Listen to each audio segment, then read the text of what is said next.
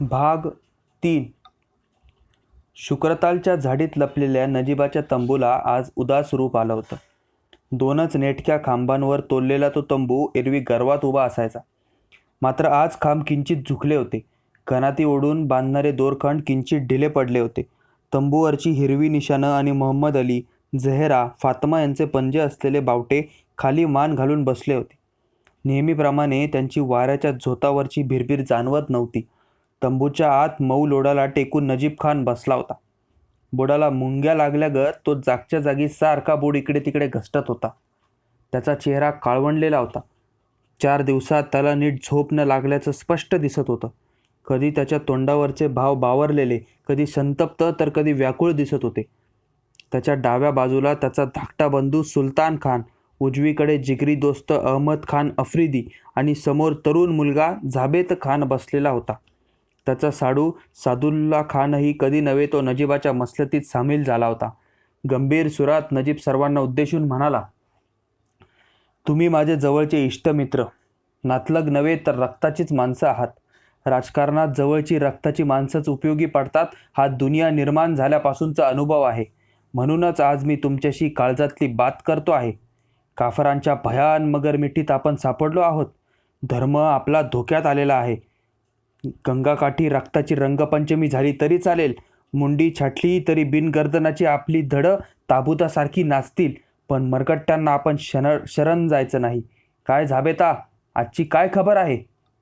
बाबाजान, 2-3 वेळा मराठ्यांची दानादान उडविली तरी काफर माघार घेत नाहीत. त्यांचा सेनापती दत्ता शिंदे सोडानं बेहोश झालेला आहे. काही करून हा डोळ्यांसमोरचा नावांचा पूल उडवून आपल्या नजीबाबाधून येणारी रसद तोडण्याचा त्यांचा इरादा आहे. नजीबाची मुंडी छाटून त्याच्या अंगात पेंडा भरीन तरच दख्खनला जाईल, अशा बाता तो महापापी दत्ता करतो आहे बाबाजान. या बड्या बाता एवढ्या मुमकिन आहेत की काय? पिसाळलेला नजीब म्हणाला. उलट मीच त्या दत्ताची मुंडी छाटून ती दुर्राणी बादशाला पेश करीन आणि बादशहाच्या मदतीनं हिंदुस्थान पराभूत करून इथली दौलत पाठीवर मारीन. नजीब शंपणं शक्य नाही. कुण्या अमीर उमरावाचा खुशाल चेंडू बेटा म्हणून मी निपजलो नाही. मी मातीतून मोठा झालेला माणूस आहे. या मरगट्ट्यांची धुळदाण करायला, त्यांना मातीमोल करायला कोण वखत लागतो?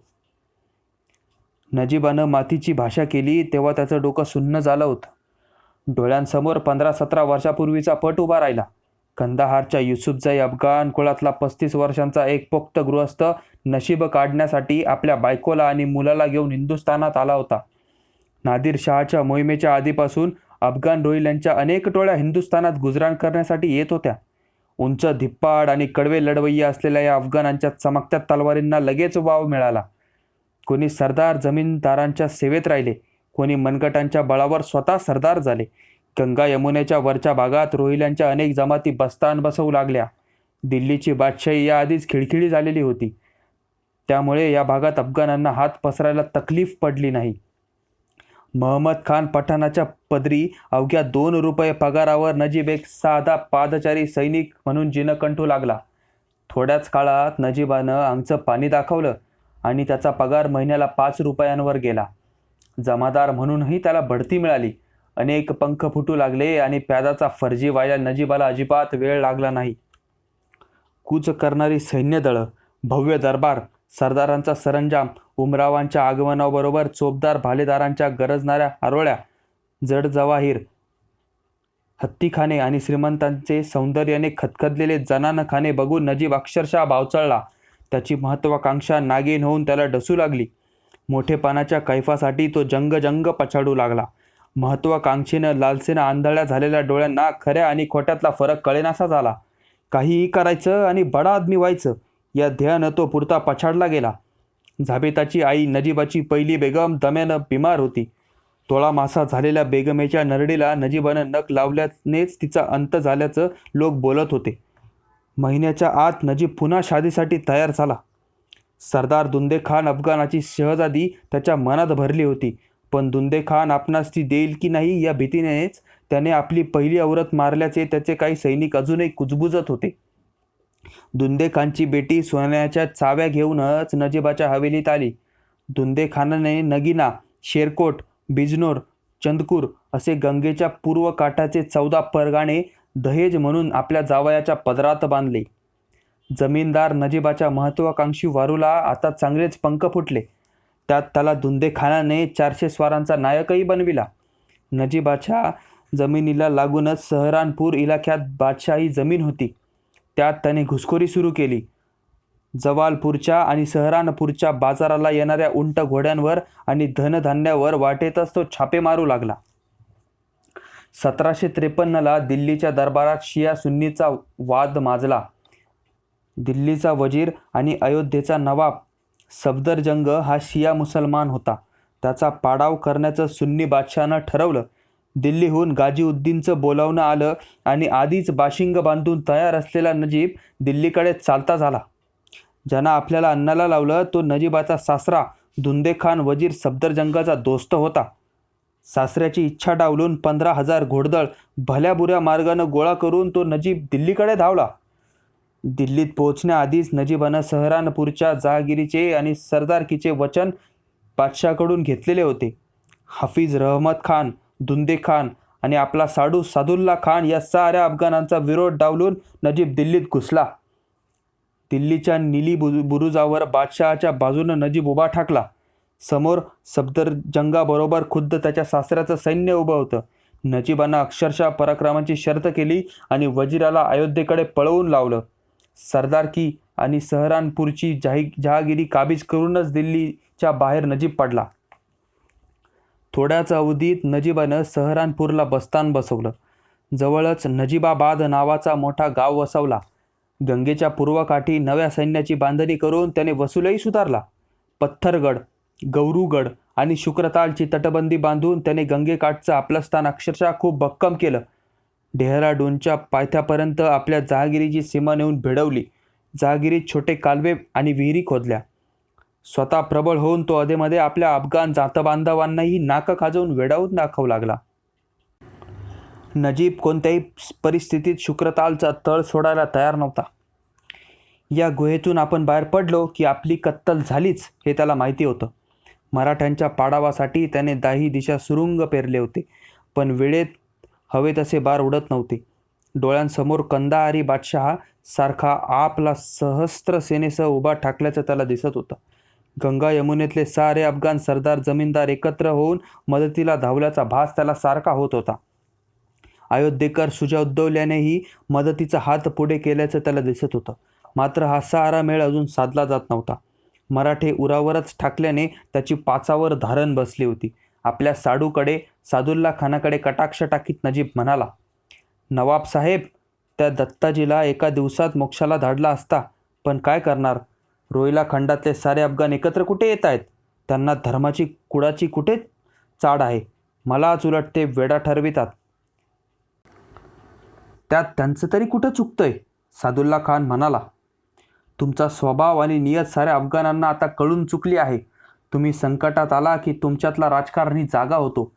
मग तुम्ही संकटात म्हणजे धर्मसंकटात असा त्रागा करून जिहादची भाषा करता, आम्हाला पेटवू बघता. त्या गाजीउद्दीनच्या बोलण्यावरून आम्हा सर्वांना टाळून तुम्ही दिल्लीच गेलात.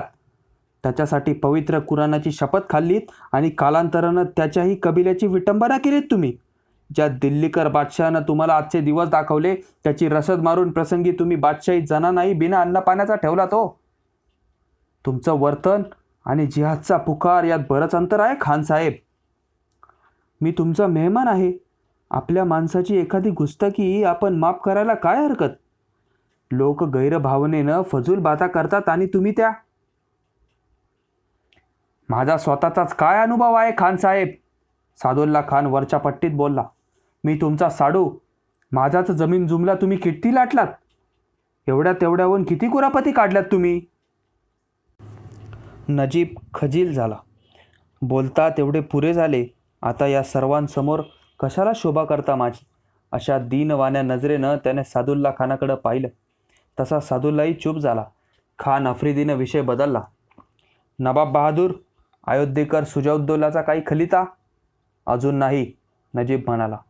पण अयोध्येकरांना माझ्यासाठी कुमक घेऊन यावंच लागेल. मी त्यांना स्पष्ट कळवलं आहे. आज मराठे गंगापार झाले की उद्या ते मुलुकगिरीसाठी चौथाई करता तुमच्या अयोध्या प्रांतात आलेच असं गृहीत धरा. एकदा ही पापी जात आली की कायमचा पाय पसरणार. आज हे तीर्थ द्या, उद्या ते तीर्थ द्या. कदाचित मराठे गाजीउद्दीनलाही अयोध्येचा नवाब करतील. तेव्हा सुजाला या नजीबाचं महत्त्व कळेल. अयोध्येकराला मी कितीतरी कळवळीची खलिते धाडलेत, पण तो येईल तर खरा. खानसाहेब, तुम्ही काही वर्षापूर्वी सुजाच्या बापाविरुद्ध सफदरजंगाविरुद्ध उठला होता. तो शिया म्हणून त्याच्या संगे जंग केलात तुम्ही. त्याला दिल्लीच्या वजिरीहून आपण हकलून लावला होता. हे सुजाउद्दौला विसरेल? सादुल्ला खान विचारू लागला. खान बहादूर, तुम्ही राजकारणी होण्याऐवजी शायर का नाही झालात? कारण शायरच असे जास्तीचे विचार करतात. नजीब सादुल्लाला हसून म्हणाला, ही राजनीती आहे. इथे हजारदा संबंध तोडले जातात, मोडले जातात आणि पुन्हा जोडले जातात, कारण ही राजनीती आहे. पुढच्या संकटांची काळजी असेल तर सुजा बिनदिक्कत आपलं लष्कर धाडेल, नाहीतर आत्मघात करून मरेल. मसलत चालू असतानाच शिरीची पगडी सांभाळत चेतराम वकील तंबूत धावत आला. त्याचा प्रफुल्लित चेहरा बघून नजीबानं त्वरेनं विचारलं, काय खबर आहे? खुशखबर आहे. बोल बोल बोल. अफगाणिस्तानचे सेनापती जहान खान यांचा खलिता आला आहे. दुर्राणी बादशाह पंधरवाड्यातच हिंदुस्थानच्या सीमेला येऊन धडकत आहे. सुभान अल्लाह, सुभान अल्लाह, बहुत खूब, बहुत खूब. सारा तंबू गरजून उठला. नजीबाला आता काळजाच्या देठापासून गुदगुल्या होऊ लागल्या. लगेच त्याच्या अंतःचक्षुपुढे मेलेल्या बैलासारखा अकराळ विक्राळ दृढ होऊन रक्ताच्या थारोळ्यात पडलेला दत्ताजी त्याला दिसू लागला. आत्तापर्यंत याचना करूनही मदतीला न आलेले सरदार मानेचा मनका मोडल्यासारखे माना ओवाळून कुर्निसात करत असल्याचे त्याला दिसू लागले. अयोध्येकर सुजा गरीब गाईसारखा तोंड करून नजीबाच्या संगतीसाठी हंबरू लागला. या साऱ्या कृमी कीटकांकडे लक्ष द्यायला आता नजीबाला फुरसत नव्हती. तो दुर्राणी बादशाहबरोबर अंबारीतून झुलत चालला होता. नजीबाने सर्व आप्त मेहमानांकरिता बडाखाना बनविण्याचा हुकूम दिला. त्याचं महत्त्वाकांक्षी मन आभाळात पोहोचून तारकापुंजाशी गुजगोष्टी करू लागलं. ज्या रात्री नजीबाच्या डेऱ्यात बडाखाना चालला होता, त्या रात्रीच मराठा लष्करानं हरिद्वारच्या वरच्या अंगाला गंगा पार होण्याचा यत्न चालविला होता. 4च दिवसांमागं एकमेकाला शिलंगणाचं सोनं देण्यासाठी मराठ्यांच्या लष्करात सरदार, उमराव, गोरगरीब, भटभिक्षुक, बलुतेदार, कासाटी सारे एका जागी गोळा झाले होते. दत्ताजी सोने देताना फारच उद्विग्न दिसत होते. ते लष्कराला उद्देशून म्हणाले, मानी मराठ्यांनो, जगदंबेच्या खंडेरायाच्या भक्तांनो, हा पेच फार भारी पडला आहे. याआधी तुमचे आमचे बापजादे दसऱ्याच्या मुहूर्तावर आपला घोडा सजवून मुलुगिरीवर बाहेर पडत असत. पण आपल्या नशिबातला आजचा दसरा महाभयंकर आहे. पुरे 4 महिने लोटले, अजून आम्हाला यश लाभत नाही. काल परवा तर धनधान्य नाही म्हणून पुरा 1 दिवस लष्कराला उपास घडला. मध्ये 2-3 दिवस तर घोड्यांना उंटांना वैरण नाही म्हणून जनावरं मेंढ्यांना माना घाशीत होती. माझ्या लाडक्या झवेरगंजालाही कधी नव्हे तो उपास घडला हो. तो नजीब्या तिकडे पूल बांधून त्यावर अंतर्वेदीतून रसद आणून फुगत चालला आहे आणि आपली पोटं मात्र पाठीशी आलेली आहेत. काय करावं रावसाहेब? तो पूल तोडून रसद मारू तरच नजीब्या गुडघ्यावर येईल. जिवाजी भोयटे बोलला. गनीम पुलाचं रक्षण आग्या वेताळासारखं रात्रंदिवस करतायत. त्यांच्यावर सरळ जाऊन मारा करायचा तर नदीत तर्फे घातले पाहिजे. पण एवढ्या अगडबंब नदीत तर्फेही टिकायचे नाहीत. तोवर नजीबाच्या तोफा आम्हाला गिळतील. फुकटची मनुष्यहानी होऊन पुन्हा हसं होईल. जनकोजी बाबा म्हणाले. काय सांगायचं रावसाहेब, त्या नजीबाच्या नरडीचा घोट घ्यायला हात शिवशिवत आहेत, पण इकडची दलदल चिखल मारा करू देईना. पलीकडून पूल तोडावा तर नदीला उतार सापडेना. मराठी हत्ती घोडी गंगेकाठी जातात आणि पल्याड उडी घेता येत नाही म्हणून आसवे गाळीत माघारी वळतात. ते काही झाले तरी जगायचं असेल तर उतार शोधलाच पाहिजे. दत्ताजी कडाडले. आपलं म्हणणं अगदी बरोबर आहे, वृद्ध गोविंद पंत बोलले. पंत, तुम्ही अजिबात वार्ता करू नका. दत्ताजी पंतांवर जाम खवळून म्हणाले. तुमच्यासारख्या मराठ्यांनीच साऱ्या यशात बिब्बा घातला आहे. उत्तर हिंदुस्थानात वास करणारी तुम्ही मराठी माणसं म्हणजे मराठी मातीचे हितशत्रूच. आम्ही दिल्लीच्या बादशाहीसाठी झुंजात उतरलोय आणि तुमचा नजीबासारख्या लफंग्याशी स्नेह वरतो तुमचा मेवना. गोविंददाजी म्हणतो ना तुम्हाला तो. रावसाहेब, आपले शब्द मागे घ्या. गोविंद पंत पाणावलेले डोळे पुशीत म्हणाले. त्या बाटग्याला मला दाजी म्हणू दे नाहीतर काका म्हणून हाक मारू दे, पण तुम्ही असे बोलता की जणू तो माझाच खरा सोयरा आणि मी गनिमाचा माणूस. पण रावसाहेब, दौलतीची सेवा करता करता आमच्या काळाचे पांढरे झाले. तुमच्या मनात किंतु असेल म्हणून सांगतो की वाईच्या महागणपतीची ही घ्या आण. काय वाटेल ते झाले तरी 4 दिवसात तुम्हाला नदीचा उतार शोधून देतो आणि नदीपारच्या नजिबाबादला मराठी लष्कर स्वतः नेऊन भिडवतो. नावांचा फुल उडवताना राज्याच्या सेवेकरता तोफेच्या गोळ्यांना गिळणं तरी मला चालेल. पवित्र गंगेपाठी मला वीरमरण तरी येईल. शिलांगणावेळी 4 दिवसात नदीचा उतार दाखवू ही गोविंदपंतांनी केलेली प्रतिज्ञा आता वास्तवात येत होती. पंतांनी अनेक वर्ष मामलेदार म्हणून जवळच्याच भागात काम केल्यामुळे त्यांना प्रदेशाची माणसांची चांगली माहिती होती. जवळच मुझफ्फरनगरला रपेट मारून वृद्ध गोविंदपंत भल्या पहाटे माघारा परतले होते. त्यांनी जैत्या गुजराला सोबत आणला होता. जैत्याला या मुलखातल्या ओढ्या ओघळांची खाच खळग्यांची खडानखडा माहिती होती. भरपेट बिदागी मिळाली की तो कोणासाठी काहीही करायला तयार व्हायचा. नजीबाला शुक्रतालचा पूल बांधायला त्यानेच तर मदत केली होती. जैत्याला घेऊन मराठा लष्कर रात्रीचाच प्रवास करीत 2 दिवसांनी हरिद्वार जवळ पोहोचलं. हरिद्वारच्या वरच्या अंगाला गुजराने उतार दाखविला. भोयट्यांनी सर्वप्रथम आपला हत्ती पाण्यात उतरवला. हत्ती पात्र पार करून पल्याड गेला. लगेच काही उत्साही मराठावीर पाण्यात उतरले. पाणी बिंबीपर्यंत लागलं. उताराची खात्री झाली आणि मराठा लष्कर आनंदानं वेडावलं. दत्ताजींनी जैत्याला लागलीच एक हत्ती, एक घोडा आणि जडावाची काठी भेट दिली. मध्यान्ह रात्र उलटून गेली होती. रात्रीचेच गंगेपार व्हायचे होते, कारण गंगे पल्ल्याडचा मुलूक नजिबाचा होता. त्याचे गस्तवाले रात्रंदिवस फिरत होते. त्यांचा डोळा चुकवून गुपचूप पुढे होऊन नजिबाबादवर छापा घालायचा होता. जिवाजी भोयटे, अंताजी मानकेश्वराचा पुत्र तात्या यांच्याबरोबर सुमारे 8,000 मराठे आपल्या घोड्यांसह नदीपार झाले. काठावरचा दत्ताजीचा हातात हात घेऊन डोईला गोंगड्याची टापर मारलेले गोविंदपंत निघाले. दत्ताजी भारावल्या शब्दात बोलले, पंत, झणकोजी बाबांना तरी बरोबर येऊ द्या. छे, ही मोहीम माझ्यावर सोपवा, गोविंदपंत म्हणाले. बोचऱ्या थंडीत कुडकुडणारी दख्खनची माणसं आणि घोडी नजिबाच्या मुलखात धावू लागली. दिवस उजाडला. मराठ्यांचं लष्कर आत घुसल्याचं गुपित उकड झालं. नजिबाच्या ठिकठिकाणच्या चौक्या मराठी लष्कराला विरोध करू लागल्या. मराठ्यांनी शस्त्र उपसलं. शस्त्र आणि आग यांचा खेळ पुन्हा सुरू झाला. नजिबाचा मुलूक उजाड होऊ लागला. हर एक गावाच्या वेशी उखळी तोफांच्या तडाख्यानं धडाधड ढासळू लागल्या. गावोगावच्या तटबंद्यांना भगदाडं पडू लागली. धडाधड पेटणाऱ्या आगीत घरं कडाकडा वाजू लागली. लवकरच गोविंदपंतांनी नजिबाबादला वेढा दिला. किल्ल्याची तटबंदी भक्कम होती. मराठे खंत्या खणून सुरुंग पेरू लागले. नजिबाचा किल्लेदार मात्र प्राणपणानं किल्ला लढवू लागला. 2 दिवस चाललेल्या या धुमश्चक्रीत मराठ्यांनी शत्रूचा 1 हत्ती, बाणांच्या 5 गाड्या, जेलाल्यांचे उंट आणि काही घोडी हस्तगत केली. नजिबाचा सारा काफिला किल्ल्यात अडकला होता. नजिबाची बेगम थरथरत्या अंगानं उभी होती. मनात आले असते तर बेगमेस ओलीस ठेवता आले असते, पण मराठ्यांना आपले ब्रीद सोडून बेगमेला धक्का लावायचा नव्हता. सलग 4 दिवस मराठ्यांची किल्ल्याशी झटापट चालली होती. आपल्या मुलुखात धूर आणि धुळीचा थयथयाट सुरू होताच नजीब प्रथम गोंधळून गेला. तो निवडक सैन्यासह लागलीच पूल ओलांडून आपल्या मुलखात घुसला. मराठ्यांच्या शिरजोरीनं त्याच्या अंगाची लाईलाई झाली. अब्दाली बादशाह तर शेकडो मैल दूर होता. आता अयोध्येकर सुजाउद्दौला काय तो तारू शकत होता? अब्दाली बादशाहला त्याने जीव तोडून आधीच खलिते धाडले होते. अफगाणांचा बादशाह जिवंत असताना आम्ही पाप्यांच्या हातून कुत्र्याच्या मौतीनं मरणं हे बादशाह तुलाच लांछनास्पद आहे. जोपर्यंत मी जिद्द आहे तोपर्यंत मी एकटा तरी या राक्षसांशी झुंजत राहणार. अफगाणिस्तानात एका बाजूने नासिर खानाने आणि दुसऱ्या बाजूने द्वारेश हिरातीने बंड केलं होतं. घरच्या खेकट्यांमुळे अब्दालीला हिंदुस्थानी यायला विलंब लागत होता. गोविंदपंतांचं पाऊल नदी पल्ल्याड पडताच नजीब उद्वेगाने नाचू लागलीच त्याने अयोध्येला निरोप घेऊन सांडणी धाडली. हे अयोध्यावासी नरश्रेष्ठा, पाप्यांच्या भूतांनी अंतर्वेदीत धुमाकूळ घातला होता. त्यांच्या वाटेतला नजीब संपला की बारी तुझीच आहे.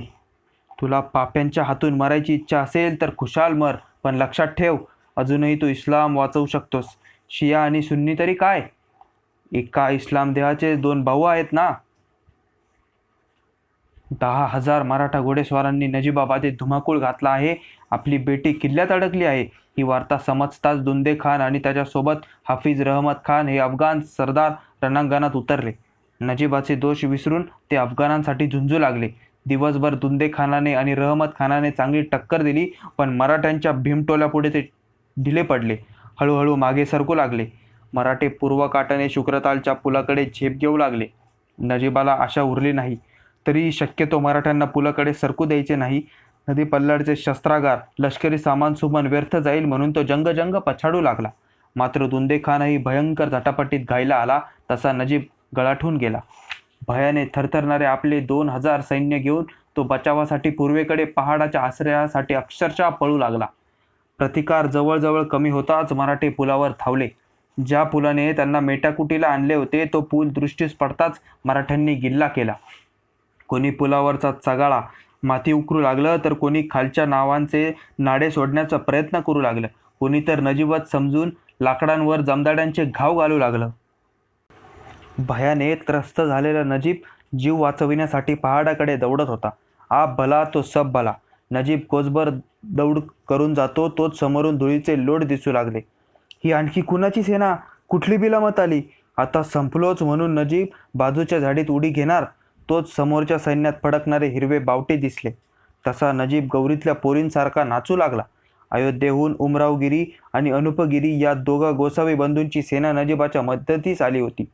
सुजाच्या पदरी कडव्या हिंदू गोसाव्यांचं सैन्य होतं. अंगाने धिप्पाड कडवे आणि हिम्मतबाज गोसावी सहसा कोणाला हार जाणारे नव्हते. ती 10,000ची ताजी कुमक बघून नजीबाचा पुरा शिनावटा गेला. तो उमरावगिरीला म्हणाला, सरदार साहेब, आपण वेळेत आलात म्हणून बरे, नाहीतर हा गरीब हकनाक प्राणाला मुकला असता. फक्त आम्हीच नाही, पाठीमागून दस्तूर खुद्द सुजाउद्दौलाही येत आहेत. ये बहुत हुआ. पाझरलेले डोळे पुशीत नजीब म्हणाला, बघितलं सरदार साहेब, तुम्ही हिंदुस्थानी म्हणजे गंगा आणि मुस्लिम म्हणजे यमुना. इकडे गंगा यमुना गुण्या गोविंदाने नांदत असताना ही दख्खनची माकडं आम्हाला सुखाने जगू देत नाहीत. हिंदुस्थानच्या रक्षणासाठी या दख्खन्यांचा कायमचा बंदोबस्त करूया. चला गाजींनो, त्या पापी दख्खनांना पाणी पाजूया. नव्या दमाचे गोसावी, हापशी, मुसलमान गंगेकडे वेगाने दौडू लागले. साऱ्यांच्या पुढे नजीब होता. सापानं काट टाकावी आणि नवी कांती धारण करून ठिकसार सुरू करावा तसा तो चेकाळून गेला होता. आपल्या सोबत्यांना हाताशी धरून नजीबानं मध्येच अब्दाली आल्याची हुल उठवून दिली.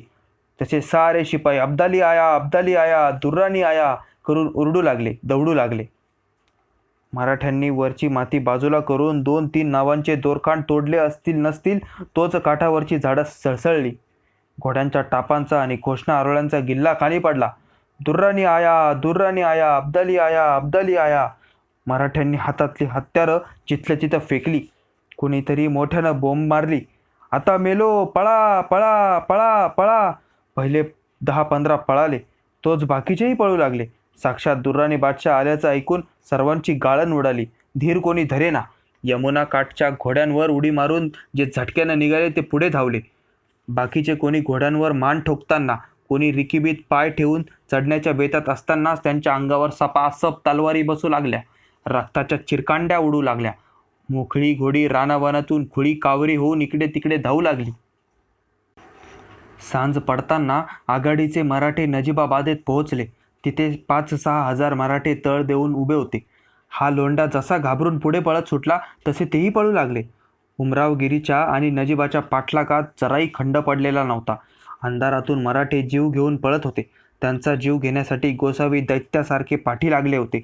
रात्रीच्या अंधारातून ठेचकाळत मराठे कसेबसे हरिद्वारच्या वरच्या अंगाला आले. अंधारात नेमका उतार गवसेना. पाण्यात झेपावलेली कित्येक गोडी गंगार्पण झाली. चुकीच्या जागी पाण्यात घुसलेले मराठे सरळ गटांगळ्या खाऊ लागले. कित्येकांना जलसमाधी मिळाली. माणसं, जनावरं विस्तीर्ण गंगेत पालापाचोळ्यासारखी वाहून जाऊ लागली. त्यातून जे वाचून नेमक्या उताराने चालले होते त्यांच्या अंगावर गोसाव्यांच्या बाणांचा वर्षाव सुरू झाला. तीक्ष्ण बाण अंगाला टचाटच टोचू लागले. मेलो गेलो, जगदंबे जगदंबे असा करून आवाज अंधाराचा थरकाप उडवत होता. उतारातून पुढे झेपावणारे कित्येक मराठे घिसाड घाईने एकमेकाला ढकलून पुढच्याला पाठीमागे उडून निघाले. घाबरून धांदुलूनच तर कित्येक जण मेले. अलीकडच्या काठावर मात्र उभा असलेला नजीब तिरंदाजांना वेगाने तीर मारण्यासाठी चेतावीत होता, ओरडत होता. उमरावगिरी गोसाव्याला विकटपणे हसता हसता सांगत होता, मराठे एकदा भागुबाई सारखे पळायला लागले की अलम दुनियेत कोणाच्या बापाला पळताही ऐकणार नाहीत. दत्ताजीने आता मिरापूरची छावणी 7-8 मैल पाठीमागे घेतली होती. मराठी लष्करावर काळाचा कोप झाला होता. रोज नवं संकट दत्त बनून उभं राहत होतं. गोविंद पंतांनी धाडसानं भरलेला बार वाया गेला होता. उरलं सुरलं मराठी लष्कर हरिद्वारकडून मुख्य छावणीकडे परतीच्या वाटेवर असताना एकाएकी 2-2.5 हजार उघडी वागडी माणसं माशा घोंगावतात तशी दत्ताजींच्या अवतीभोवती जमली. कुणाच्या कमरेला धोतर तर कुणी फक्त लंगोटीवर अब्रू झाकीत आलेलं. साऱ्या अंगाला भस्म आणि राख फासलेली. क्षणभर ते कुरुक्षेत्रावरचे की गडमुक्तेश्वरचे भिनभिकारी आलेत की काय असा भास व्हावा. पण ते त्र्यंबक बापूजींचं पंजाबमधून जीव घेऊन पळून आलेलं पथक पाहून साऱ्या लष्कराला अचंबा वाटला. अहमदशाह अब्दालीच्या पुत्राने पंजाबवर स्वारी करून मराठ्यांची ठिकठिकाणची ठाणी साप मोडून काढली होती. सेनापती जहान खानने तर गावोगावी मुडद्यांच्या राशी पाडल्या होत्या. मागोमाग स्वतः अहमदशाह दुर्राणी बादशाह हिंदुस्थानच्या स्वारीवर निघाला होता. लाहोरात तैमूरच्या नावाची द्वाही फिरली होती. पंजाबचा नवा बादशाह म्हणून त्याचा खुतबाही वाचला होता. उरले सुरले मराठे जीव वाचवत दक्षिणेकडे पळू लागले होते. मराठ्यांच्या दानादानीची वार्ता वाटेतल्या गावकऱ्यांना लागली होती. त्यामुळे वाटेतल्या अनेक गावांतून लुटारूंनी गावकऱ्यांनी एकत्र येऊन मराठ्यांच्या अंगावरची सारी वस्त्र, कंठे असतील त्या तलवारी हिसकून घेऊन त्यांना नगावले होते. गमतीचा खेळ म्हणूनही कित्येकांची अक्षरशः डोसके मारली होती. त्यातच त्र्यंबक बापूजींचं पथक सापडलं होतं. पथकातील मराठे भिकाऱ्यांचे सोंग घेऊन राखेच्या ढिगात गडाबाडा लोळले होते. छावणीवर येताच शिंद्यांनी प्रत्येकाला 2-2 वस्त्रे दिली. मराठा ठाणेदार साबाजी शिंदे सुद्धा जीव वाचवीत मुलतानकडून पळत आला होता. याआधी दत्ताजी, रघुनाथराव आणि मल्हारबाने व्यवस्थेस ठेवलेल्या स्थानिक जमीनदारांनीही दाही दिशा धूम ठोकली होती. आदिनाबेगचा कारभारी लक्ष्मीनारायण, सादिका बेगची मुलं असं फुकटचं लटांबर मराठ्यांच्या आश्रयाला आलं होतं. घरचं झालं थोडं आणि व्याह्यानं धाडलं घोडं अशी मराठ्यांची अवस्था झालेली होती. पंजाबकडून 50,000 ताजीतवानी फौज घेऊन अब्दाली, तैमूरशाह, जहान खान हिंदुस्थानात उतरत होते आणि इकडे नदी पल्ल्याड मराठ्यांना गाडण्याच्या जिद्दीनं नजीबाने सारे अफगाण सगळे सोयरे गोळा केले होते. या दुहेरी पेचात अडकीत त्यात सुपारी अडकावी तशी मराठ्यांची अवस्था झाली होती. सारी छावणी चिंतातूर दिसत होती. रोज पोटच्या गोळ्याप्रमाणे आपल्या घोड्यावर माय दाखविणारे स्वार घोडी आहेत त्या जागेला उपाशी तापाशी ठेवून खाशाडेरात मसलत काय होते इकडे ध्यान देऊन होते. बनियांनी आपापली चीजवस्तू गुंडाळून छावणीतलं दुकान जवळजवळ आटोपतीला आणलं होतं. आता दुसऱ्या कुठल्या मुलखात जायचं, धान्य कसं गोळा करायचं याचा विचार करीत पेंढारी आणि बंजारी आपल्या देडगुजरी भाषेत चावम्याव करीत टोळक्यानं बसलेले होते. खाजगीकडे तर स्त्रिया कमालीच्या घाबरल्या होत्या. जनकोजींची काशीबाई सारखी इकडे तिकडे गडबड करीत होती. दत्ताजीच्या भागीरथीचा 8वा महिना संपत आला होता. त्यामुळे साऱ्या स्त्रियांची धांदल उडाली होती. वैरी तर उरावर बसून खंजीर खुपसत होता. अशा वेळी भागीरथीचं काय करायचं? अधूनमधून कळ्या आल्या की छावणीच्या कानठाळ्या बसतील इतकं ओरडावं असं भागीरथीला वाटायचं. पण पदरचा बोळा तोंडात कोंबून कळा दाबल्याशिवाय इलाज नव्हता. पोटात तर अन्नाचा कण जात नव्हता. 4 घास आत गेले तरी ढवळून ते वर येत होते.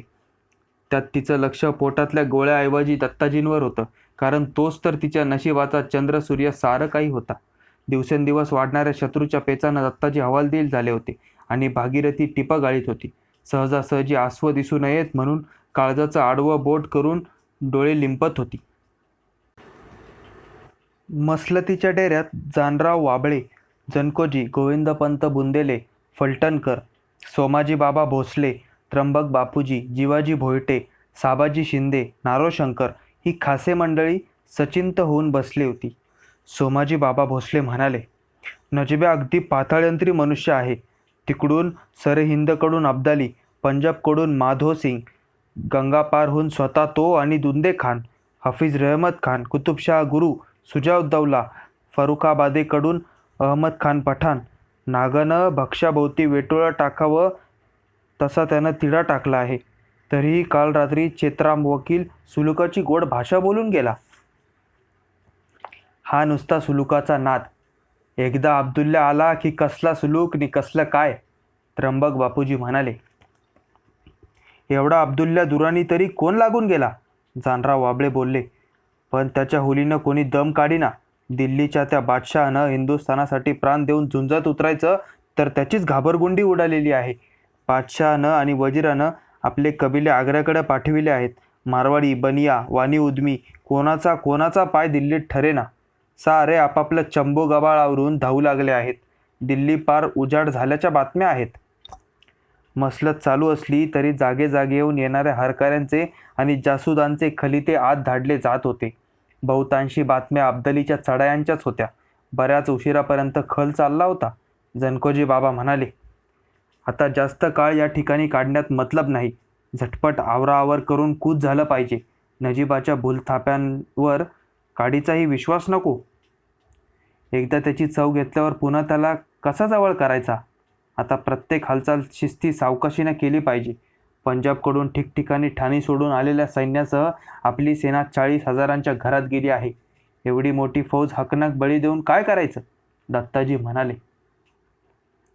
मध्येच राजाराम चोपदार आला आणि दिल्लीचा वजीर गाजीउद्दीन आल्याची वर्दी देऊन गेला. शेंडा बुडका नसणारा हा उद्योगी इसम भल्या सकाळी कशाला आलाय, दत्ताजी बोलले. गाजीउद्दीनला आत बोलवण्याचा हुकूम झाला. दत्ताजींनी त्याचं उभं राहून स्वागत केलं. बोला खान साहेब, रामाच्या पारी एकटे येणे गेले. एकटा कुठे आहे? सोबत नागरमल, सूरजमल जाटाचा वकील रुक्मान कटारे आणि त्यांचं 5,000चं पायदळ घेऊन आलो आहे. कशी आहे दिल्लीची हवा? तुम्हाला माहिती आहेच. दिल्लीच्या बादशहाला आम्ही खत्म करून किल्ल्यावरून त्याचं प्रेत यमुनेच्या वाळवंटात फेकून दिलं. कधी? कस काय? दत्ताजींनी घाबरून विचारलं. 3च दिवसांपूर्वीची ही घटना. आम्ही शहाजहान सानीला नवा बादशाह करून त्याचा खुतबासुद्धा पडला. संकटकाळी ही नवी खेकटी वाढवण्याची तुम्हाला काय गरज होती, दत्ताजी म्हणाले. काळ्या सावळ्या गाजीउद्दीन वजिराकडे सारे जण बघू लागले. आधीच एक बादशाह मारल्याचं पातक केल्याने जनरोष त्याच्यावर होता. त्यात दुसऱ्या बादशहाची कत्तल करून या माणसानं काय नवीन आरंभलं आहे असाच भाव साऱ्यांच्या मुद्रेवर दिसत होता. मात्र आपण केलेलं कर्मच योग्य आहे अशा आविर्भावात गाजीउद्दीन बोलू लागला. पाटील साहेब, कदाचित तुम्हाला माहिती नसेल, मलाही साऱ्या गोष्टीची मालूम नव्हती. पण जेव्हा दिल्लीकर बादशहाचे आणि नजीबाचे कंदाहारकडे जाणारे खलिते आमच्या हाती. बादशहाचे कंदाहारकडे खलिते? मध्ये जनकोजी बाबा अडखळत विचारू लागले. होय, दिल्लीकर बादशहाने आणि जयनगरच्या माधोसिंगाने दुर्राणीला हिंदुस्थानवर हमला करण्यासाठी त्वरित कूच कर असे खलिते धाडले. ज्यानं दिल्लीचं रक्षण करायचं तोच बादशाह परचक्राला अवतान देऊ लागला तर आम्ही त्याला मारायचं, नाही तर दुसरं काय करायचं. वजिराने आपला बटवा पुढे फेकला. त्यातील नजीब, माधोसिंग आणि बादशहाची पत्रे वाचून सारे खासे चिंतातूर झाले. दत्ताजी हळहळून म्हणाले, काय हा दैवदुर्विलास. आम्ही बादशाहीच्या रक्षणासाठी 1200-1500 कोसावर येऊन या ऊनवाड्यात हाडे उगाळीत बसलो आहोत आणि जो बादशाह हिंदुस्थानचा रक्षक त्यानेच शत्रूसाठी दरवाजे सडे उघडून स्वागताची तयारी चालविली आहे. पण वाटेल ते झाले तरी चालेल, आम्ही आमचं इमान बदलणार नाही.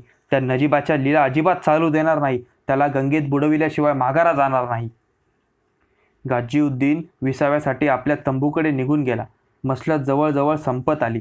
तोच एका हरकाराने वार्ता आणली. अब्दालीने पंजाबावर धडक मारली आहे. त्याची हरोलीची फौज अंबाल्यास पोचली आहे.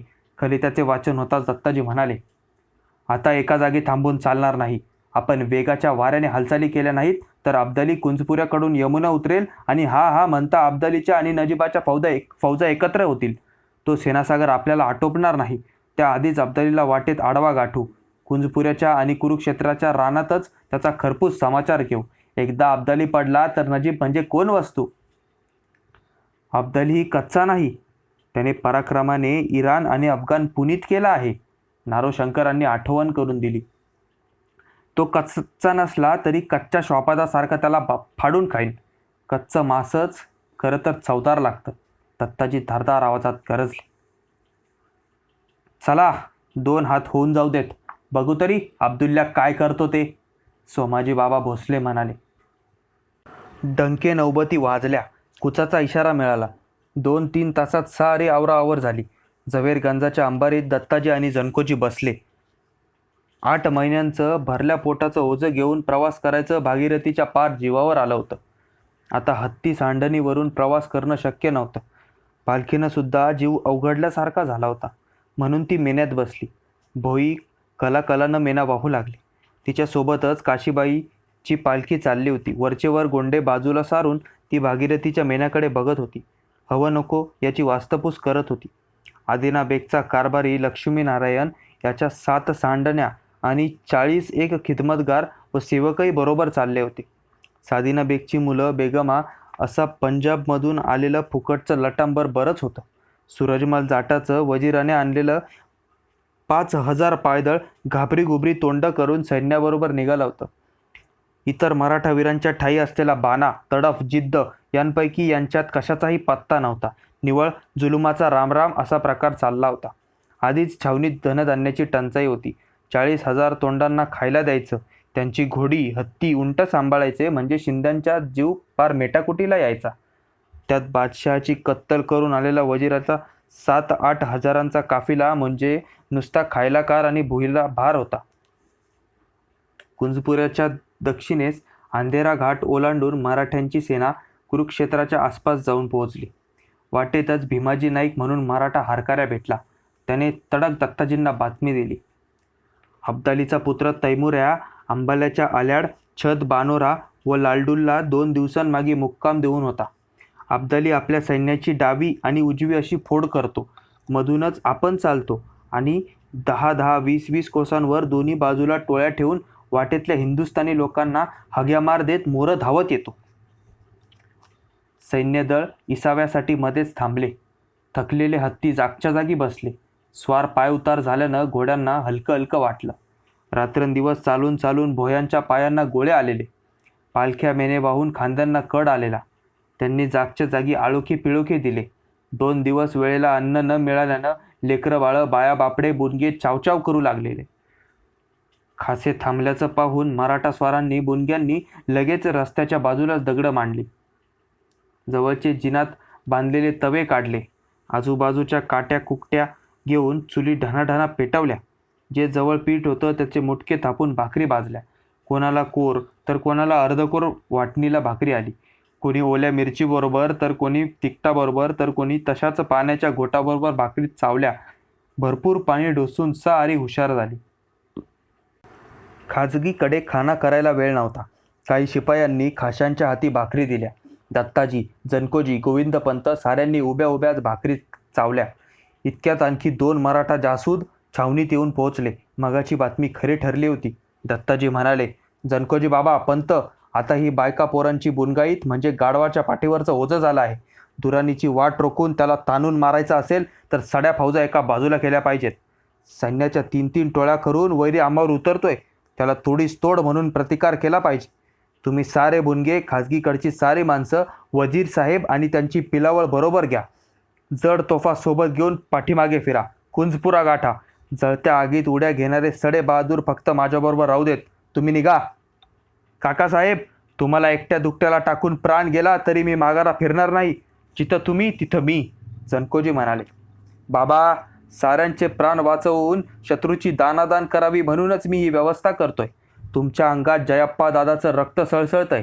रणाविना तुमचं चित्त गप्प बसायचं नाही हे माहिती आहे मला, पण आपण निघावं. घरचा करता कोणीतरी खाजगीवर हवाच.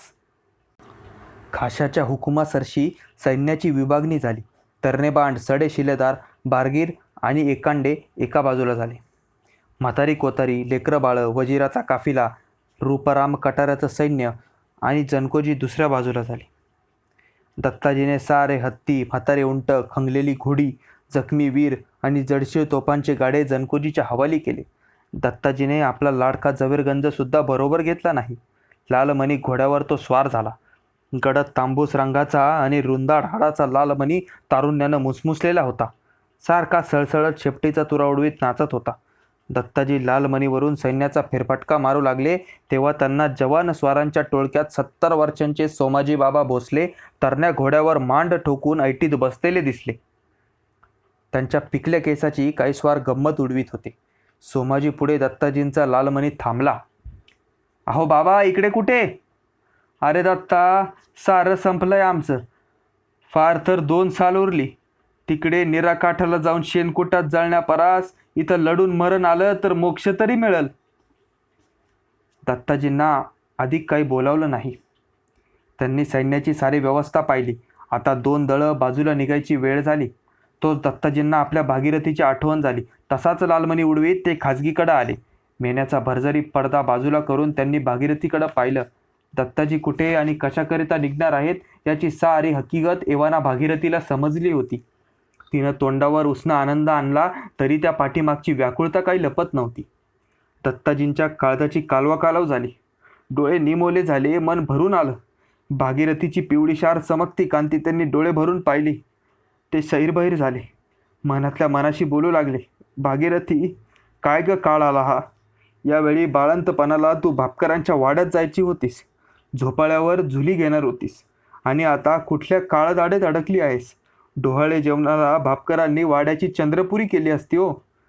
आणि आता तुझ्या डोहाळे जेवणाला सख्या सोबतीने नैवजी दुर्राणीसारखी यमदूत, नजीबासारखे पापी, सुजासारखे गद्दार, साऱ्या निवडा कावलादी गोळा झाल्या आहेत. तुझ्या पोटात कोंबारणारा माझा अंकुर यावेळी जडावाच्या पलंगी भरजरी गादीवर विसावा घेत पडायला हवा होता. तो चिवला इवला माझा बाळ आता कोण्या देशातून कुठल्या कुठल्या कळी काळातून वावरतोय ग भागीरथी. जनकोजी बाबांनी मागून मेना उचलण्याची खूण केली तशी भागीरथी हळू आवाजात म्हणाली, जीवाला जपा, आई जगदंबेचं स्मरण करा. मनात गलबललेला आभाळ तिथंच दाबून दत्ताजींनी भागीरथीला निरोप दिला. पुढच्या तयारीला लालमणीला टाच मारली आणि ते अंबालाच्या दिशेने दौडू लागले.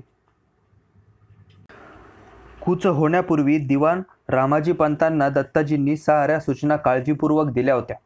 त्यांना जनकोजीबरोबर उरल्या सैन्यानिशी कुंजपुऱ्यात गस्त ठेवून राहायचं होतं.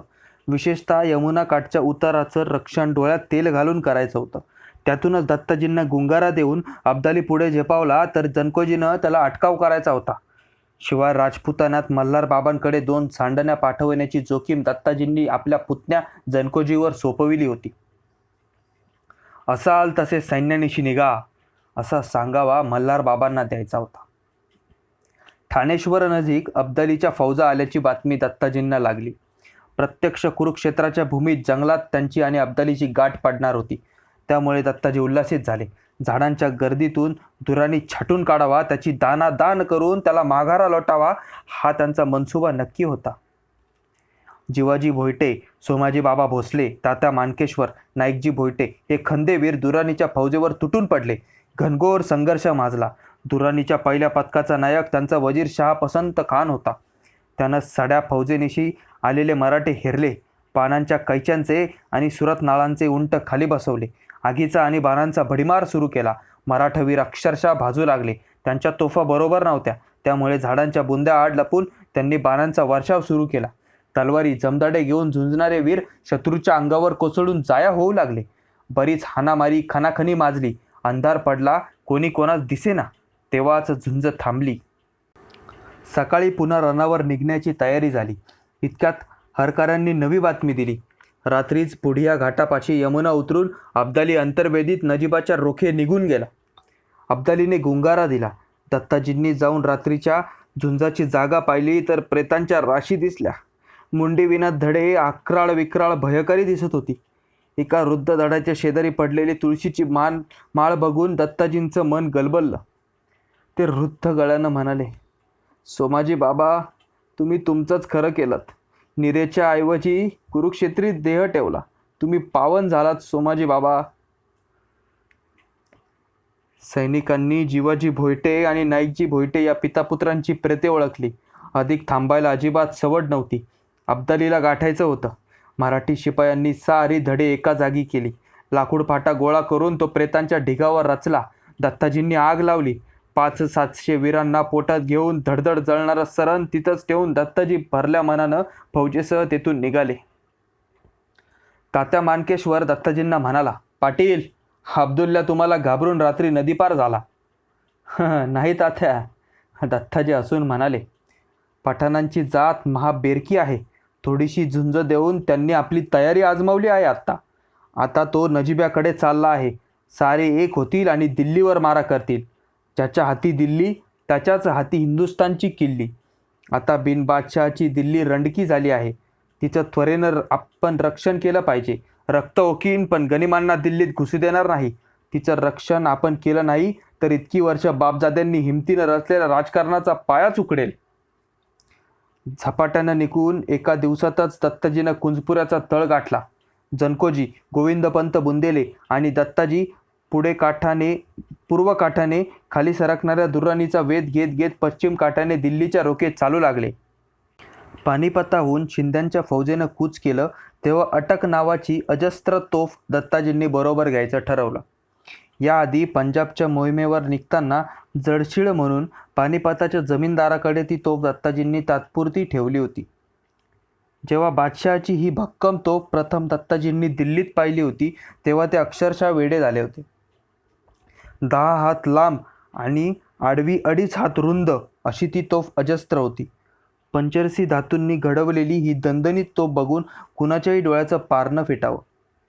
एखाद्या बुरुजाला लावली तर कच्चा बुरुज चावून चोथा करेल इतकी ती दणकेबाज होती. म्हणूनच तिच्या प्रेमात पडलेल्या दत्ताजींनी आता तिला बरोबर घ्यायचं ठरवलं होतं. तिला ओढायला 150 बैलांच्या जोड्या जुंपल्या. एवढं जडशील काम की बैल तोंडाला फेस येईपर्यंत नेट खाऊ लागली, पण तोफ जागची मात्र हलेना. हाना हाना करून दत्ताजी ओरडले तसे बैलांच्या पाठीवरचे चापकांचे फटके आणि कोयंडाचे दणक्यावर दणके बसू लागले. जीवाच्या जोरानं बैल नेटाला लागले, चराचरा वाकू लागले, काही जागच्या जागी हागले मुतले. बैलांच्या नेटानं तोफेला बांधलेला पोलादी नाडा आणि साकळ्या कुरकुरू लागल्या आणि एकाएकी ताडकन साकळ्या तुटल्या. ओढीची बैल धडाधड 4 हात पुढे जाऊन एकमेकाच्या अंगावर कोसळली. कड्यावरून भल्या मोठ्या शिळा एकमेकींच्या अंगावर कोसळाव्या तसे बरेच बैल जखमी झाले. आता जशी तोफ दिल्लीहून इथं आणली होती तशीच 5-7 हत्ती जोडूनच ती वाहून न्यायला हवी होती. तेवढी दत्ताजींना आता फुरसत नव्हती. गनिम कधी कोठे पोहोचेल याचा नेम नव्हता. शेवटी शिंद्यांनी पुन्हा पानिपतच्या जमीनदाराकडे तोफ दिली आणि ते पुढे कूच करू लागले. दळ चालला असताना दत्ताजींनी एकवार अंबारीतून पाहिलं. लेकरं बाळं, बाया बापड्या, वजिराची पिलावळ, नोकर चाकर, शाही तंबूरावट्यांची कनाती, बिनलढाऊ खुशमस्करे ही बुनगाईत बारकाईनं न्याहाळली.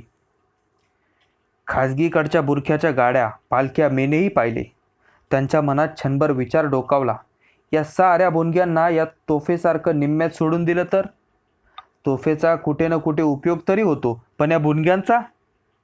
यांच्या पोटाला झुंजणाऱ्या सैनिकांपेक्षा 2 घास तर जास्तच लागतात.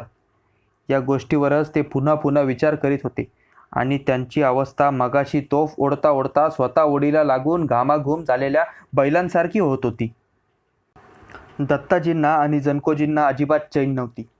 गनिमाने सापळा टाकण्याआधी दिल्लीचं रक्षण करणं भाग होतं. 4च दिवसांमागे शिंद्यांनी आपला कबिला दिल्लीस ठेवला होता. खाशा स्त्रिया, बुनगे आणि मौल्यवान जड सामान थोडं थोडं करून जाटांच्या भागात रेवाडीला पाठवायचं होतं. 1-2 दिवसात यमुना पल्याड, लुनीला अब्दाली, नजीब, सुजा आणि सारे अफगाण सरदार गोळा होतील अशा बातम्या हरकरांनी दत्ताजींकडे आणल्या होत्या. यमुना उतरून गनिम एकदा दिल्लीत घुसला की त्याच्याशी संघर्ष करणं अवघड होतं. त्याआधीच त्याला रोखायचा आणि ठोकायचा मनसुबा दत्ताजींनी केला होता. 2 दिवसांपासून रणबहादूर मराठ्यांचं एक छोटंसं पथक दिल्लीभोवतीचा यमुनाकाठ धुंडाळीत होतं. गनिमांना घुसायला मार्ग कुठून आहे, कोणत्या घाटाने किंवा चोरवाटेने ते येऊ शकतात, उघड उतार कुठे आहे, जिथे पाणी आहे तिथे किती पुरुष आहे, अशी चाचपणी त्यांची सुरू होती. पौषाचा महिना असल्यामुळे दुथडी भरून वाहणाऱ्या यमुनेचं पाणी कमी झालं होतं. बऱ्याच ठिकाणी उतारांना ढोबळा पडणं शक्य होतं. आज भल्या पहाटे दत्ताजींनी दर्यागंजच्या समोर राजघाटावर हत्ती पाण्यात बसवले. यमुनेचा ठाव घेतला. राजघाटाच्या खालच्या अंगाला 4 कासऱ्यांवर हत्ती एक बारीकसा उतार होता. सरळ पुढे इसम निघाला तर तो गळ्या इतका पाण्यातून जाऊ शकत होता. जर असा इकडे तिकडे झाला की यमुना अर्पण झालाच म्हणून समजा. ही जागा धोक्याची मानून 2000 सैन्यदलानिशी माळोजी शिंद्यांची नेमणूक राजघाटावर झाली. दिल्ली आणि जगतपूरच्या दरम्यान मजनूच्या टिळ्यावर गोविंदपंतांची नियुक्ती झाली. जगतपूरच्या वरच्या अंगाला बुराडीचा घाट धरून जानराव वाबळे बसले. नदीच्या काठाने ठिकठिकाणी चौक्या लावून दत्ताजींनी दिल्लीच्या रक्षणाचा कडक बंदोबस्त केला. बुराडीच्या घाटामागे 6 कोसांवर दत्ताजींची छावणी पडली होती. डेरे राहुट्या पौषातल्या थंडीत कुडकुडत उभ्या होत्या. छावणीवर हलकं फुलकं सामान आणि जड तोफा ठेवून भाले तलवारी घेऊन वेगवेगळी सडी पथकं नेमल्या जागी जागता पहारा देऊन उभी होती. मुख्य 15-20 हजारांचा तळ छावणीवरच होता. उघड्या वागड्या अंगानं वावरणारी मराठी माणसं कडक बोचऱ्या थंडीत मेटाकुटीला आली होती. बऱ्याच शिपायांनी कमरेचे शेले कानाला बांधले होते. नेसूची धोतरं अंगावर शालीसारखी पांघरली होती. फाटक्या तुटक्या घोंगड्या अंगाबरोबर जाम लपेटलेल्या होत्या. त्यातूनही ज्यांना थंडी आवरत नव्हती त्यांनी पांढरी माती उकरून त्यात पाय गाडले होते. जशी कुत्री हिवाळ्यात माती उकरून पोटाखाली घेऊन बसतात तशीच तारा मराठ्यांचीही उत्तरेत झाली होती. दातावर दात आपटत होते. कानात बर्फाचा गोळा गेल्यासारखी साऱ्या अंगात शिरशिरी भरत होती. तरीही उन्हावाऱ्याशी 2 हात करून मराठा गडी वीर जीव जागवत होता. शत्रूचा वेध घेण्यासाठी जगत होता. रात्रीच्या अंधारात अंगावर रुदार उबदार घुंगडी पांघरून दत्ताजी लालमणी घोड्यावर स्वार होऊन बुराडी घाटाकडून दिल्लीकडे निघाले होते. सोबत 400 निधड्या छातीचे घोडी माणसं नागव्या तलवारीनिशी चालत होती. शिंद्यांचा कबिला कालच रेवाडीकडे निघणार होता, परंतु दत्ताजींना इकडे तिकडे बघायला जराही उसंत नव्हती. दत्ताजींची वाट बघून भागीरथी शिनून गेली होती. बाळाचे इवले इवले डोळे महिन्याच्या आत बघायला मिळणार होते. सारं अंग जडशीर भासत होतं. आता मनही जड झालेलं. अशा अवस्थेत दत्ताजी जवळ असायला होते. बीज अंकुरत असता घरधनाचा धीराचा हात अंगावर पडणं हे परिसस्पर्शाहून अलौकिक. पण हे सुख भागीरथीच्या मात्र नशिबी नव्हतं. पोटातला गोळा सांभाळीत या युद्धवनव्यात 10 दिशा धाव घ्यावी लागणार होती. या अग्निकल्लोळात अंकुराचे हाल नकोत म्हणून भागीरथी, काशीबाई आणि घरचा इतर कुटुंब कबिला जाटांच्या मुलखात पाठविण्याचं जनकोजी बाबा आणि दत्ताजी शिंद्यांनी ठरवलं होतं. भागीरथीचा मुक्काम भगतराम जमीनदाराच्या बड्या वाड्यात होता.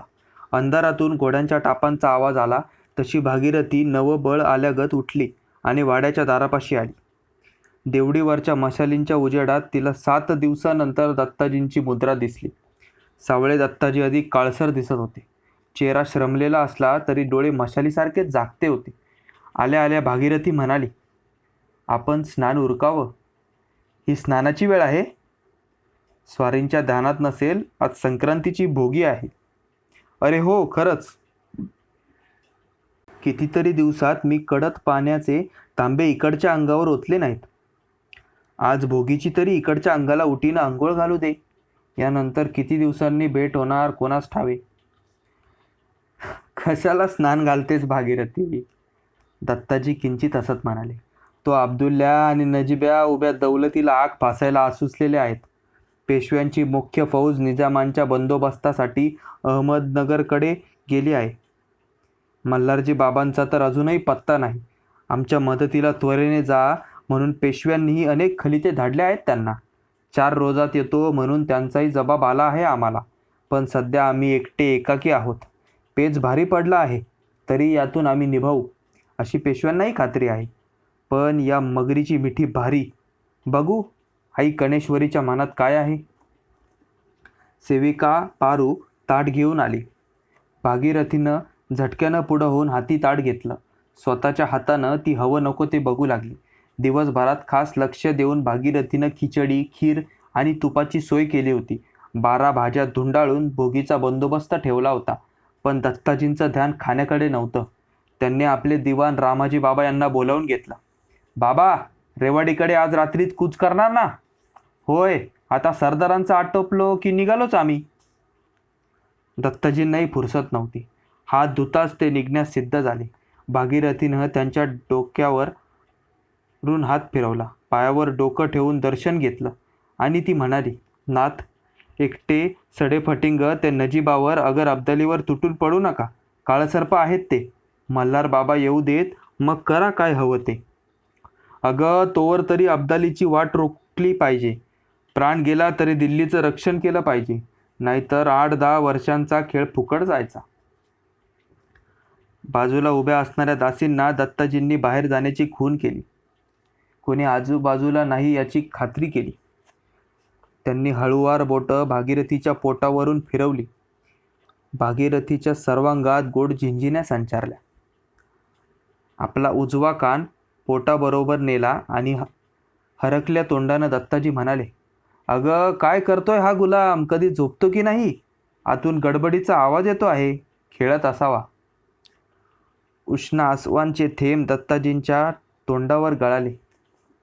त्यांनी आपल्या हातांनी भागीरथीचे डोळे पुसले. ते निर्वानिरव करीत म्हणाले, चांगला सांभाळ त्याला. भागीरथीनं मान डोलावली. कदाचित कदाचित काही बरं वाईट झालंच तर सती जाऊ नकोसा भागीरथी. पोटात बाळ असताना सती जाणं महापाप होईल. दत्ताजी बोलून गेले. भागीरथीला अक्षरशः उमळून आलं. तिनं दत्ताजींना मिठी मारली. ती ओक्साबोक्शी रडू लागली. दत्ताजींनाही आवरेना. मनाचा बांध फुटला आणि धो धो वाहू लागला. तुंबवता तुंबेना. त्यांनी भागीरथीच्या अंगावरून हळूवार हात फिरवला आणि ते हुंदके आवरीत म्हणाले, स्पष्ट बोलतो, माफ कर राणी, पण वंशवेल जगली पाहिजे. सुखानं स्वर्गात जगेन. गंगा यमुनेला बांध घालणारा पोर वरून डोळे भरून पाहीन मी. सोनुल्याला सांभाळ, मोठा कर, मग मी असू दे अगर नसू दे. निरोप द्यायला काशीबाई आणि इतर स्त्रिया आल्या. दत्ताजींनी काशीबाईंच्या डोळ्यांकडे पाहिलं आणि ते चपापले. हे कसे आले नाहीत? असे काशीबाई मुक्या डोळ्यांनी विचारित होत्या. सांगतो मी जनकोजीला, दत्ताजींचे डोळे बोलले. काळजावर दगड ठेवून दत्ताजींनी सर्वांचा निरोप घेतला. दत्ताजी तळावर आले तर जनकोजी आणि इतर खासे वाट बघत उभे होते. आल्या आल्या दत्ताजींना निरोप मिळाला. आज तिन्ही सांजेरात शत्रूच्या फौजा लुनीला गोळा होऊ लागल्या आहेत. नजीब, कुतुबशाह, शहावली, जहान खान, स्वतः अब्दुल्ला दुर्रानी येऊन पोहोचले आहेत. मागोमाग सुजाउद्दौला, दुंदे खान, हाफिज रहमत खान यांच्या फौजा आहेत. या खबरीबरोबर साऱ्या छावणीला जागे राहण्याचा इशारा जनकोजीनं देऊन ठेवला. कोणी शहादाने, डंके, नौबती, ताशे, डप काहीही वाजवू नयेत. अवघ्या 9 कोसांवर शत्रूचं शिबिर आहे याची जाणीव दत्ताजींनी सर्वांना करून दिली. रात्रीच्या गस्तीच्या चौक्या वाढविण्यात आल्या. सकाळी लवकर उठून कधीही उभ्या टाकणाऱ्या रणांगणाशी सामना करायचा होता. त्यामुळे शिपाईगडे पटापट झोपी गेले. मध्यानरात्र उलटली तरी नजीब काळासारखा जागाच होता. स्वतःही झोपत नव्हता आणि दुसऱ्यांचीही झोप हराम करीत होता. दुर्राणीच्या तांबड्या रंगाच्या डेऱ्यात मसलत सुरू होती. अग्रभागी किनखापाच्या लोडाला टेकून अहमदशाह दुर्राणी बसला होता. अवघ्या 37 वर्षांच्या उमरीमध्ये त्याने नाना देश, नाना लोक पाहिल्याचं त्याच्या शांत पण तितक्याच करारी मुद्रेवरून कोणालाही पटलं असतं. पण अंगातला पांढरा शुभ्र अफगाणी झगा आणि तसलाच मांडसोळणा, डोईवरची साधीसुधी बत्ती बघून हा अफगाणिस्तानचा बादशाह आहे हे कोणाला सांगून पटू नये. त्याच्यापुढे दोन्ही बाजूला हिंदुस्थानी आणि अफगाणी सरदार, जमीनदार त्याच्याकडे एकटक पाहत लोडाला टेकले होते. त्यांची उंची, वस्त्रे आणि खानदानी आविर्भाव पाहण्यासारखा होता. त्यांच्या तुलनेत बकरी कापणाऱ्या गरीब मुलासारखा बादशहाचा साधा अवतार होता. त्याच्या डाव्या बाजूस नजीब खान आणि उजव्या बाजूस असरप उल वर्जा वजीर शहावली खान बामेजाई बसला होता. समोरच्या ओळीत उजव्या अंगाला त्याचा सेनापती जहान खान, अमीरे लष्करी उपसेनापती शाह पसंत खान तसेच बरखुरदार खान, नरुद्दीन, अब्दुल्ला खान हे सरदार बसले होते. डाव्या अंगाला सर्वात पुढे अयोध्येचा नवाब सुजाउद्दौला, नजीबाचा सासरा दुंदे खान, त्याचा साडू सादुल्ला खान, पुत्र झाबेता खान, हाफिज रहमत खान हे हिंदुस्थानवासी सरदार बसले होते. जहान खान सोडून बाकीच्या अफगाण सरदारांना नजीबाची फुकटची बकबक ऐकण्यात रस नव्हता. अनेक दिवसांच्या श्रमानं, त्रासानं ते थकून गेले होते. त्यांना मसलत लवकर संपावी असंच वाटत होतं. सुजालाही नजीबाबद्दल फारशी आपुलकी आधीपासूनच नव्हती. आपल्या मुलकात शिंद्यांची वाट अडविण्याच्या नादात बळे या नजीबाच्या भानगडी गळी पडल्या असे त्याला वाटत होते. जावयाच्या उलट्या सुलट्या नाना लीला दुंदे खानाने आधीच अनुभवल्या होता. त्यालाही तशी नजीबाची फारशी गोडी नव्हती, पण त्याच्या आमंत्रणावरून एवढा मोठा बादशाह इतक्या लांबून आला याचं मात्र त्याला अप्रूप वाटत होतं. बाकीच्या हिंदुस्थानी अफगाण सरदारांना अब्दालीचं नाव सांगून नजीबाने मारून मुटकून घोड्यावर बसवलं होतं. त्यांचेही प्रवासानं, दगदगीनं काटेमनके ढिले झाले होते. गंगा यमुनेकाठच्या इराणी, दुर्राणी, हबशी, शिया सुन्नी अशा 18 पगड जाती गोळा करण्यात नजीब यशस्वी झाला होता. नजीब काळजाच्या देठापासून अब्दालीला सांगत होता, हे मराठे आमच्याच मुलकात घुसून आमच्या अन्नात माती कालवतात, पण छळ आणि हालहाल करायला काही मर्यादा असावी. जिल्हेसुबांनी आम्ही त्या दत्ता पाटील सरदाराशी सुलूक करायला तयार होतो, पण निम्म्यात शुक्रतालचा वेढा काढून तो आम्हाला सामोरा आला याचा मतलब काय? याचा अर्थ एकदा तुम्हाला हिंदुस्थानाबाहेर लोटलं की आम्ही सारे साप बुडालो. या मरगट्ट्यांनी आमची हड्डी कोल्ह्या कुत्र्यांपुढे टाकलीच म्हणून समजा. गेल्या स्वारीत शहावली उल्ला साहेबांनी मला चांगली कल्पना दिली आहे. इस्लामी बांधवांच्या हितासाठीच मी इथे आलो आहे. बरसातीला सुरुवात व्हायला अजून 5 महिने अवकाश आहे. तोवर जे काही आपल्या बिरादरीला साधायचं असेल ते साधा, पण माझ्या फौजेची तालबंदी रोजमुरा सारा वक्ताला मिळाला पाहिजे. जिल्हेसुबांनी, आपण इस्लामांचे प्राण वाचविण्यासाठी हिंदुस्थानी आला. इथली रयत आपले उपकार कदापि विसरणार नाही. कलेजाचे तुकडे करून ती फौजेला खाना देईल. त्यासाठी आपण लगेच हमला केला पाहिजे. त्या मरगट्ट्यांच्या पापी पायांनी दिल्ली अशुद्ध झाली आहे.